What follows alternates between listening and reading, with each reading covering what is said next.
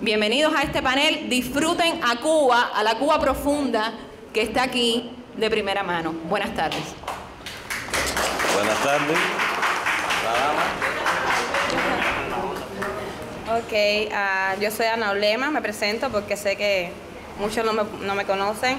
Yo soy artista visual, también he estado trabajando dentro del infoactivismo, que no es una cosa que inventamos los cubanos. Eso es muy importante porque los cubanos siempre pensamos que todo lo inventamos, pero no es así. Eso es algo que viene es una herramienta de lucha cívica, de lucha política, que tiene su historia. Y entonces estoy bien contenta de estar aquí en el Vista. Voy a ser breve, de lo que voy a hablar es solamente para sembrar la semilla y dejarla, ¿no? A ver qué fruto puede crecer. Yo me colé aquí en el Vista y estoy bien contenta de haberlo hecho porque me parece que es bien importante, lo hice por una convicción que tengo, es una obsesión que he tenido y nada, me colé y aquí voy a hablar. Y el tema que les proponía a ellos era hablar sobre el libro como obra de arte, que no es exactamente el libro como artista, ¿no? El libro de artista, no es el libro este que es solamente que pone imágenes o que recopila fotografías, no es un libro que en su estructura está pensado para que se convierta en una obra de arte en sí. Y lo más interesante de esto es que eso ha estado ocurriendo, ese tipo de producto existe y se ha producido dentro de Cuba, sin embargo no se habla. Entonces yo pensaba, bueno, ¿cómo lo conecto con esto de los periodistas, de los escritores independientes y dentro de la publicación independiente? Y hay muchas razones para conectarlo. En primer lugar, tenemos que ver que la política cultural cubana, dañada por su ideología y por estar influenciada por la ideología, por la política, influye en todas las áreas, ¿no? Por ejemplo, a mí me hubiera gustado recordar la guerra de los emails en el 2007, ¿no? De volverlo a sacar y volver a refrescar porque a veces no refrescamos las cosas que nos han pasado. Y a partir de ahí hubieron una serie de obras que se manejaron a partir de este debate que hubo. Sin embargo, un debate que nuevamente fue lacerado, que nuevamente se hizo en puertas cerradas, ¿no? Entonces, tiene que ver con todo esto. Hay una serie de artistas, y creo que con lo que conecta con esto que vamos a hablar posteriormente, es que el arte cubano en general es víctima de la censura. También tiene que ver con la postura ética que asume el artista, el escritor, el poeta, delante de ese tipo de políticas culturales bien fuertes. Por ejemplo, yo puedo decir que yo, a partir del 2010, más nunca pude exponer en un espacio de una institución cubana, nunca más. Y no había motivos para eso, sino se manejaba a partir de hilos casi invisibles, ¿no? Y yo pienso que bueno, eso ha estado sucediendo. Hay una serie de artistas, y voy a tocar nada más por arriba, y es, por ejemplo, hay una obra de Jesús Hernández, que es un artista cubano, que hizo un libro que se llama La Tercera Pata. Y es un libro muy interesante, no hay visualidad, porque es un libro muy interesante, porque él lo que hace es partir de la teoría, voy a ser rápida, de la teoría del periodismo independiente en el siglo XIX y a principios del siglo XX de la República. Y no sé, él empieza a preguntarse que por qué en esas publicaciones tanto escritores del exilio, periodistas del exilio y del patio, ¿no?, publicaba en esas publicaciones. En este caso, él hace una reflexión específica sobre el periodismo, exactamente. Entonces, él desde Cuba está hablando de una pieza del 2000, un libro, obra desde el 2009. Él empieza a buscar, estamos en el 2009, que no es como ahora, o sea, ahora todavía el internet fluye un poquito más. En 2009 no había nada, aquello era cero. Y empieza a conectarse con algunos escritores y periodistas de aquí, de la diáspora, y también internos, y los agrupa en este libro. Pero lástima que no tenemos visualidad.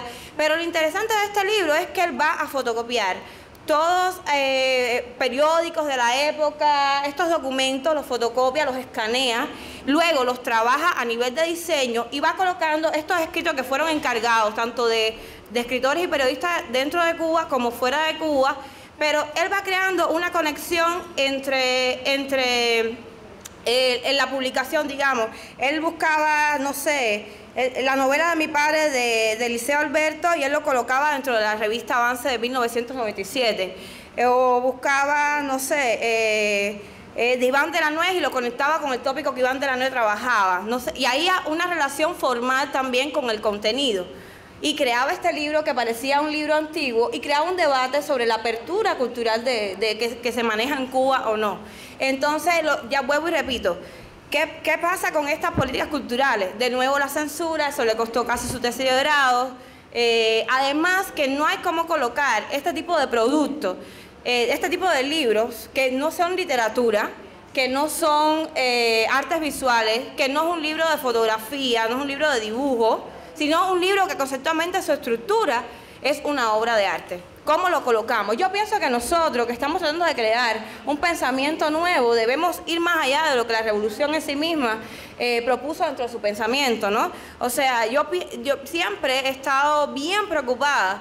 Y es que nosotros, o sea, que la oposición, la disidencia o la alternatividad necesita pensarse, necesita conceptualizarse, necesita una estructura, un cerebro, y un cerebro más allá de las academias, de lo que albergan las academias norteamericanas, y yo soy así, o sea, que pasa por ciertas líneas que no siempre tienen que ser las correctas, que también son cuestionables, ¿no? Como ese libro, hay otros artistas, digamos, voy a ser más rápida todavía, hay una cubana española que se llama Nuria Webb, que algunos de ustedes lo conocen, ella hizo una obra que se llama Ayuda Humanitaria, y ella lo que hace, ella hace un concurso a cubanos que se quisieran casar con ella como extranjera, porque su propuesta era usar esos privilegios que el gobierno cubano les da a los extranjeros por encima de los cubanos, o sea, el apartheid que vivimos, ¿no? Y ella hace este concurso, lo lanza, para el que escribiera la mejor carta de amor, ella se casaba. Y escoge como jurado a una serie de prostitutas, de jineteras cubanas, que son el jurado. Esas prostitutas, esas jineteras cubanas van a seleccionar a esos jóvenes cubanos que estaban deseosos de casarse con ella. En efecto, lo selecciona, ella se casa, y todo un performance, instalación, todo lo que lleva una obra de arte tradicional como la vemos, pero además de eso hay un epistolario. Ella crea un epistolario, una publicación que en este caso es España, donde se produce, pero que digamos el contenido, la hechura, es dentro de Cuba. Y es muy interesante porque ella va a usar una estructura que viene de la literatura, que es el epistolario, para crear una obra de arte, ¿no?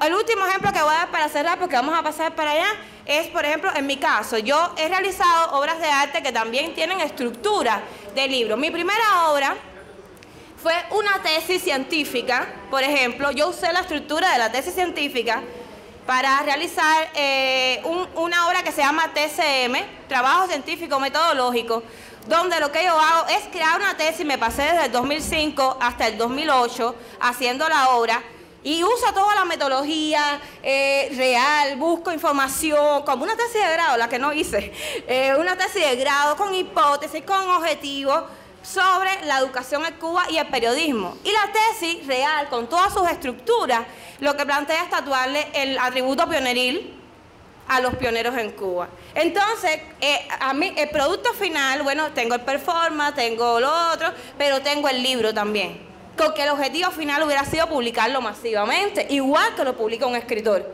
¿Me explico? Y entonces, pero sin embargo, respetando la forma de la tesis, porque ahí jugamos forma con contenido, ¿no? Todo en una obra de arte agrega contenido. Y entonces es muy interesante la pieza, porque tú te vas leyendo la tesis, una tesis real, pero completamente absurda, un desgaste de energía.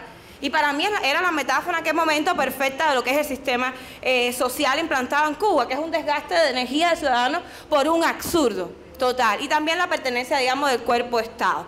Entonces, como eso, tendría muchísimos ejemplos que poner. Lo que quiero lanzar, el cuestionamiento que quiero lanzar es, porque estamos hablando de producción independiente, de publicación, son dos cosas específicas. Una, lo voy a recalcar, es la necesidad de nosotros como nuevo proceso social, histórico dentro de Cuba.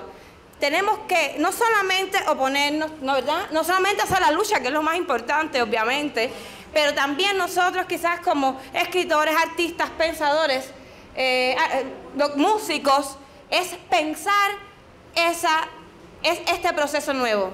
Si la revolución tuvo todo, o la llamada revolución tuvo toda esa serie de pensadores a sus pies, nosotros necesitamos crear una oposición y una Cuba inteligente y una Cuba intelectual, obviamente sin entender que existe un pueblo que también es llano y rico aún en esa, pero necesitamos ser una disidencia, una oposición artística inteligente. Y lo otro es dejarle ver que necesitamos abrirnos a los nuevos procesos creativos que no tienen límites, que no tienen estructura, y hay que darle cabida a esas nuevas estructuras, buscarle la forma para insertarla. Yo invito a Neoclub, ¿verdad?, que también se abra, Dios quiera y el milagro nos llegue, tú sabes, de todo lo que hace falta a nivel material, pero que también se abra a este nuevo tipo de propuesta, que vamos más allá.